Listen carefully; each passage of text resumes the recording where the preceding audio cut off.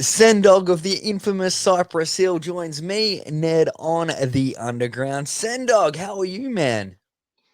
Man, I'm doing good. I feel great. I feel blessed. The weather's starting to get warmer here in Nevada, so that's got me happy. Oh, that's good to hear, man. Well, we are all sorts of excited because Cypress Hill are about to be back with Back in Black. We'll talk about that very shortly. But first up, I wanted to talk about your unbelievable career so far. And thinking about it, man, I grew up on you guys. If you rewind back to the late 80s, early 90s, did you have any idea in your wildest dreams that this is where you'd be in 2022? No, no, not at all, man. Back in those days, we had this idea that we would do maybe an album or two and be around for 5 or 6 years, or Yeah. and we thought women would not like Cypress Hill.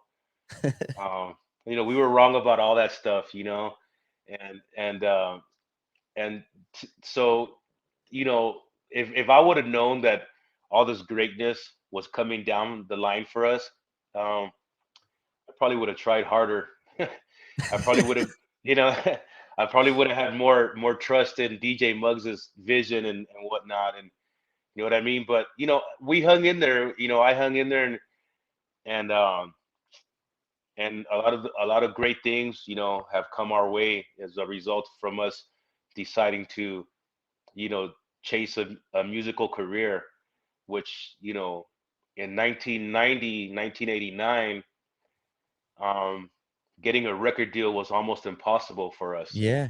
It was very hard, and everybody wanted to hear what people were doing then. That's what they wanted to hear, your demos that day. And we didn't have demos for then. We had demos for the future. And a lot of labels didn't understand it.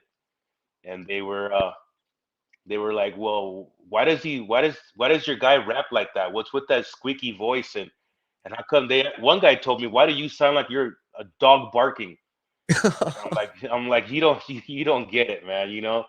But we knew that we had something special, and we had to, stick to our guns, so to speak, and wait for the right label to come around that was going to understand it. And eventually, Rough House Records came down the line, and they understood it, and they were like, "You guys say whatever you want, we don't care, just have fun." And that was the beginning of Cypress Hill, and everything that we would do in the future. It all started with Joe Nicolo and Chris Schwartz, having 100% belief in us. And I can't thank them enough for that, because there was labels that didn't want us to rap about violence. They didn't want us to rap about weed. There was one label that didn't even want us to say bad words. So, like, just Wow. us saying, shit, damn, or fuck, they were like, "Can you guys take that out of there?" And I was like, "No." You know? So, yeah, it was kind of difficult.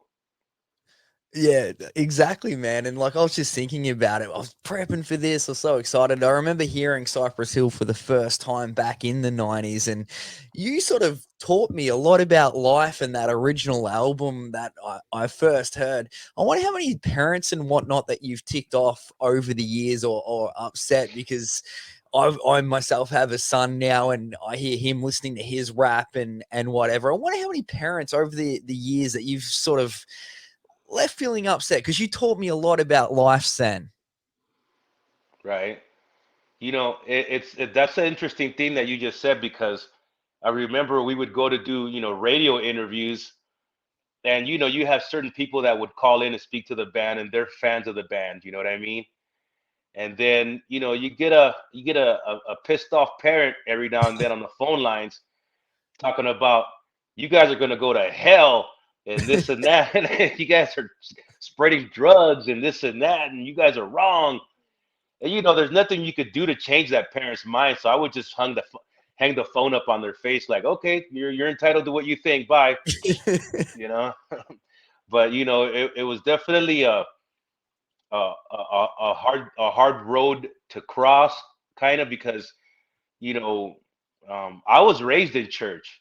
I grew up Yeah. as a church kid, and my mom kind of like had us in check for a long time, and time that we decided to revolt.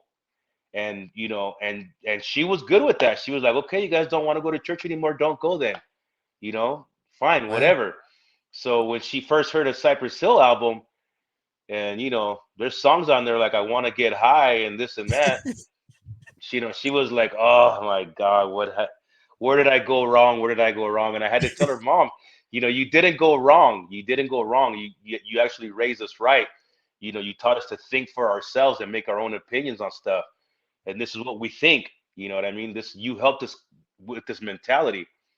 And it took her a while, but then eventually she was very proud of us, and she saw all the ground we were breaking, and the places we were going to and everything, and she became very proud. And you couldn't tell her anything negative about Cypress Hill after that. She was like, nope, you're wrong, I don't want to hear it. Oh, I love that right there, Sen, man. That is all sorts of awesome. Well, man, recording wise, what sort of it's interesting that you touched on that these days it seems like a lot easier for anyone to sort of jump in a studio and record. You rewind back to back then, and like you said, like it was very difficult to get. What's sort of the biggest change for you, would you say? You've just wrapped up a new album. What's the biggest sort of changes from, the early 90s to now in recording an album? Well, I think that I'm actually good now, as opposed to the as opposed to the our first couple of records where I was just very insecure and didn't have a lot of confidence. Um, you know, and now when I listen to myself now, I'm like, that's not even the same dude. It's just a whole different person. Now we're dealing with a person that believes in himself and believes in his bandmates. You know, and back then I didn't have any of that. I didn't know how I wanted to be heard, what I wanted to write. And this is from a person that grew up rapping. Yeah. Since I was 17 years old, I'd been rapping, and when it came down to make a record, I had no idea what to rap about. So my confidence level was just shit. And from then to now, I think the biggest change in me is, my confidence and my ability to, believe in my bandmates' vision and dreams and what they think that we could do next. And back in the 90s, I was a pain in the ass. And DJ Muggs will tell you, if you talk to him, like, I wasn't happy with anything, and I don't even know why, to tell you the honest truth. I guess I was just wasn't happy with myself. But the more that I stuck with music and the more that I did it over and over again, the better I became. And that's the biggest difference, from then to now, in me personally. Yeah, that's fantastic right there, Sen. And it's nothing wrong with being a perfectionist, man. It just sounds like you wanted to sort of master your craft, which I love right there. Tell us about Back in Black, though. Was this recorded during the pandemic or like fast forwarding on to now? What was the recording process like with this one? Well, with the Back in Black record, it was very easy, man. It was so chill.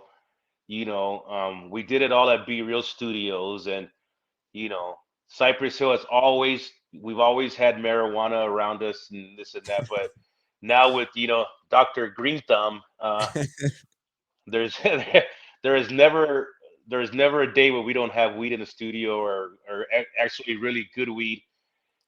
So it was fun. Go to the studio and drink some beer up, and smoke some weed, and put them beats on, and then just get to writing, and see what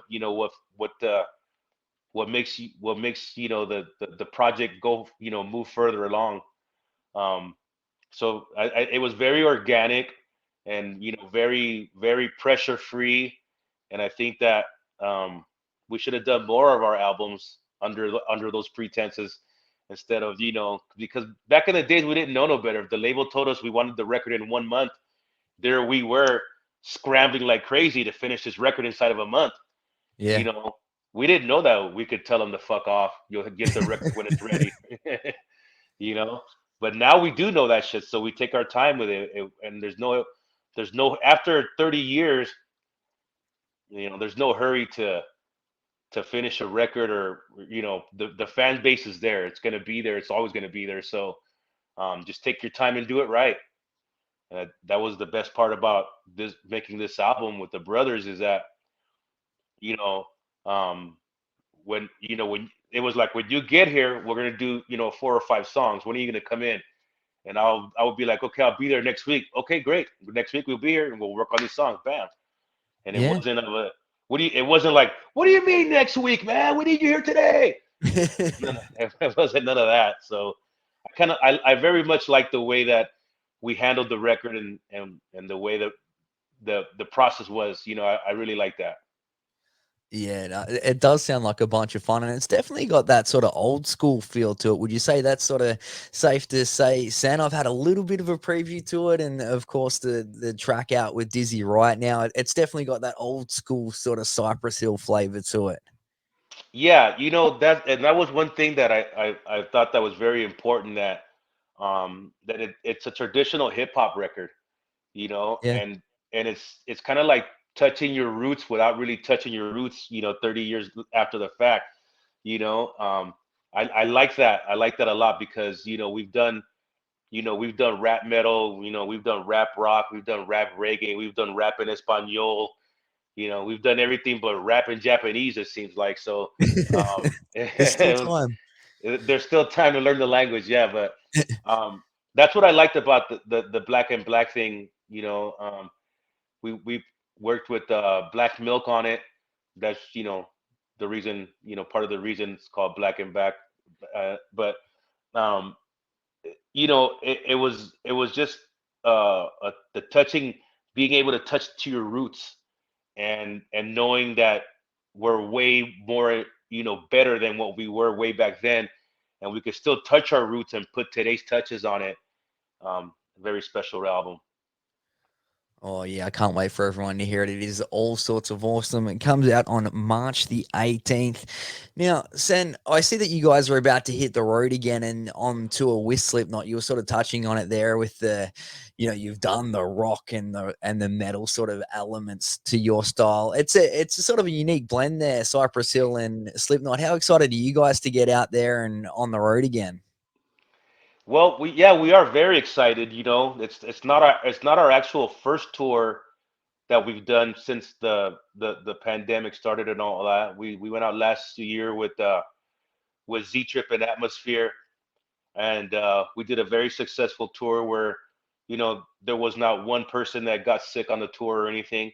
Oh And wow, there you go. yeah, and I thought people would have more to say about that, but they just want to hear about you getting fucked up and sick and shit like that. They don't Mm. want to hear that, hey, these guys just pulled off a tour with zero, things happening.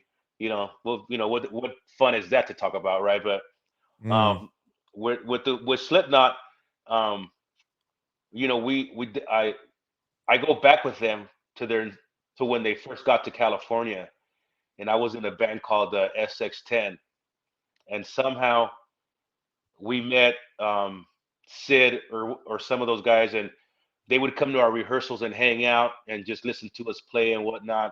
And mind you, I had no idea that this was going to be one of the dominant bands in the future. I Yeah. just thought they were a bunch of cool guys, and I was talking to their manager who wanted to manage me, and he had got sick with polio or something, and he passed away. And I was like, oh man, I was really looking forward to working with this guy. But that's how far back we go back with them guys. It seems like 20 years or something like that I've known them. And every year I get together with Corey Taylor, and we go down there and we do this concert called Dime Bash in honor of Dimebag Daryl, that Jose Mangan from Liquid Metal, he's the organizer of it all. And they invited me down there to sing a Pantera song one day, and I was like, yeah, man, I'll go. You know, Oh, that's I cool. don't I don't know if they knew that I could sing this shit, but I could. And and so Corey's always down there for that, and Jason Christopher, he's there and all that stuff. And so we've been able to become friends through the years, and I have nothing but respect for not just Corey, but Slipknot in general.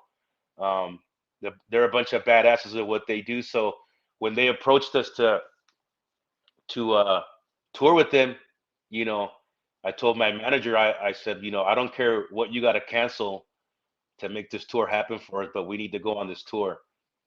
And it's really cool because, I don't know of any other hip hop bands that could do what we do. Oh, thank you, baby. Just got my lunch from my daughter. Oh, that's awesome. Uh, um, yeah.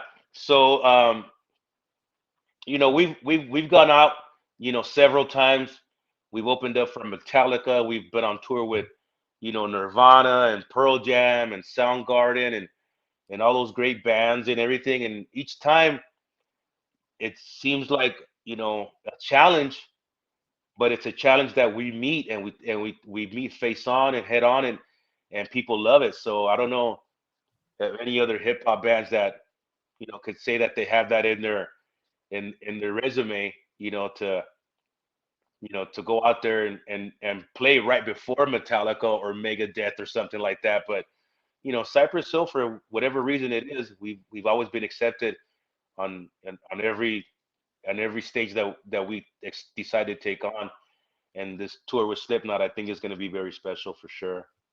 Yeah, that's so true right there, because there's not a lot of sort of hip hop bands that can sort of fit into that mold of things. But I remember the last time I saw you guys live, Sen Dog, was, I am 90% sure, at Soundwave, where Slipknot were on the same tour here in Australia. Must have been 5 or 6 years ago now.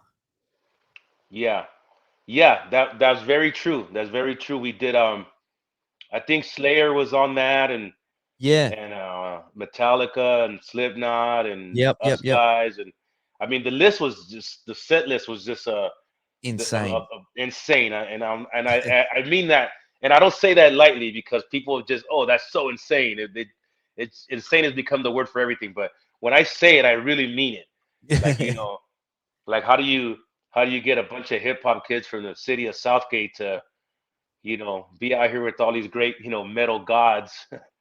We've done shows with, like, Motorhead and stuff like that, and those guys love us, man. They love what we do. So, I definitely feel like we belong, and we're part of today's, music scene. We have been for 30 years, and it doesn't you don't do that kind of stuff without having a lot of confidence in yourself, belief in yourself. You know, if you don't got it, you ain't gonna be up there with those guys. You have to go up there knowing your shit don't stink, and you belong up there with the best. Oh, 100%. Very well said right there, Sandog. And you personally, man, absolutely no signs of slowing down for you with your side project, Powerflo, as well. Is it true that you're releasing a new Powerflo album this year too? Yes, man. Yes, we are. We just finished it up, and we're just waiting to, mix it and master it and get it done. I know the record is the second album has been overdue for a little while, but we're Yeah. with a great company that doesn't really bother to get pissed off about that. They know that we're a hardworking bunch of guys, and Billy Graziati and Christian DeWolvers, they're proven musicians. Yeah. So they're just gonna sit there and wait. But the one part about that record, this new album, that I like a lot is that the guys challenged me to deliver heavier vocals, Oh, and really? people are in agreement with it. So it's there's always something new you know to hurdle over, jump over, climb over. Just because you're in the game for 30 years doesn't mean anything. No. So the power flow is still in effect, and we plan to get that record out later on in the year after Cypress Hill does a few things, and the time is right for us. We'll come back out with power flow. That's crazy when we talk about Powerflo there, Sam. But I was wondering, man, we've been talking about your career throughout. What do you think you'd be doing if you weren't rapping and took the musical route? Well, I worked in warehouses, man. That's what I did, shipping and receiving. Pretty much from the time I was 18 years old till um, DJ Muggs talked me into quitting my job to pursue music, and that's what I did. And I have no doubt that I probably would have, been a warehouse foreman or something like that. For the the entirety of my life if I had not done music. Oh, well, so lucky that that happened there, Sen Dog. I was just wondering what a different life it could have been, especially with the longevity of it all for you guys, which is awesome.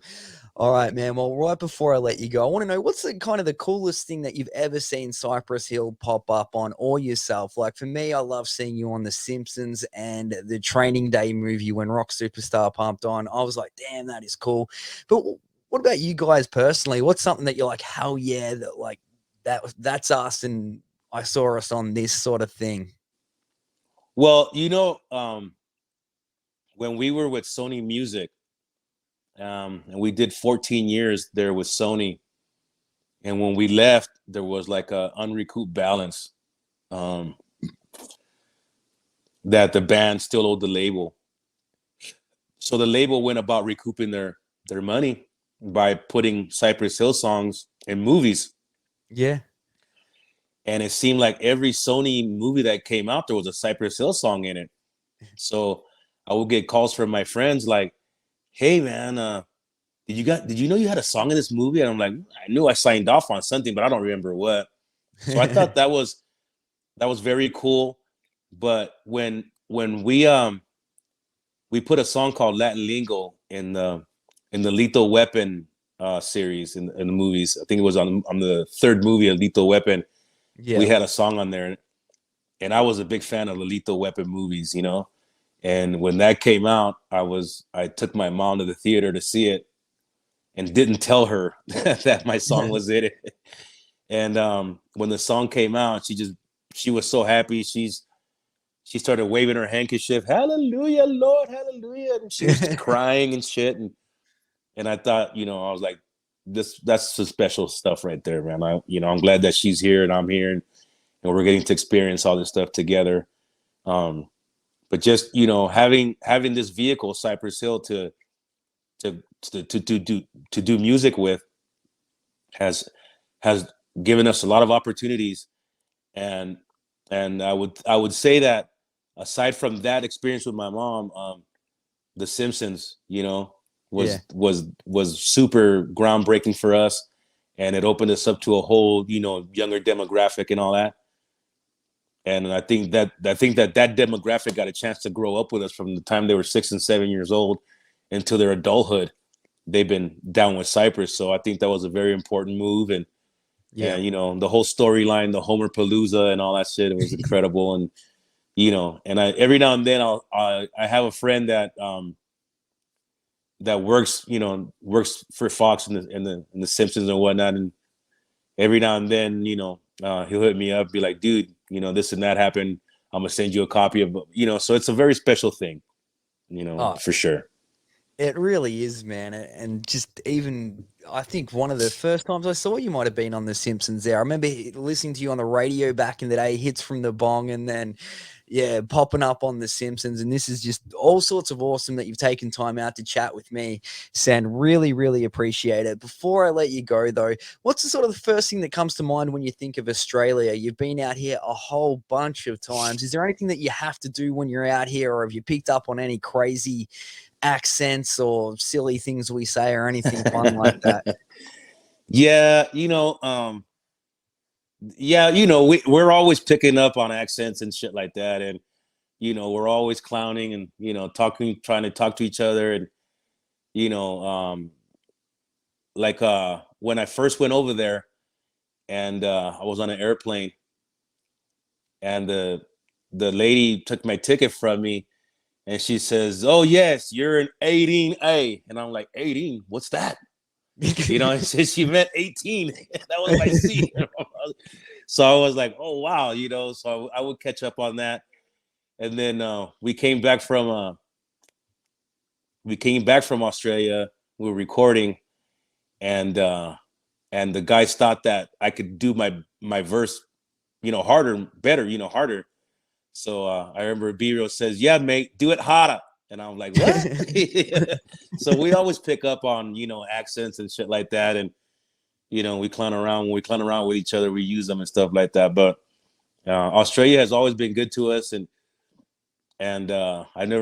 I never imagined that there was a surfing Santa or anything like that till I got down there. Yeah. And that was, that was all pretty cool. I called my friends like, dude, Santa Claus be surfing down here. That's his thing. Well, it is their summer after all. So, True, true. um, and then, all the respect that we got from the fans and all that stuff. And it continues to be a very cool thing. So Oh, that's for that reason. I know we haven't been in a few years now, but we always like going there, no matter how long the flight. Once we get there, we unwind and we have a good ass time. that's awesome to hear, Sandman. And hopefully, once all the borders and everything open up again after this whole pandemic thing, we are starting to get dribs and drabs of international tours. But hopefully, you guys will be back out here with Back in Black. I'm not sure if there's been any talks of it or anything yet. No, not yet, not yet. We're making our schedule out, and as soon as it's cool and we're ready to go and it's open, believe that we'll be there. Australia has always been good to Cypress Hill, so we definitely want to go back, and experience, the summer in December. And we're surfing Santa. Love that right there, Sen Dog. Thank you so much for taking time out. Cypress Hill's brand new album, Back in Black, is out March 18. Look for a new Powerflo album a little bit later on this year as well. Be sure to hit this man up on Instagram, instagram.com/Sendog. Thanks so much for taking time out, man. Super appreciate it. My brother, thank you for your time as well, man. I don't know if you're up for the day now or if you're going to catch a nap, but whatever it is, enjoy it.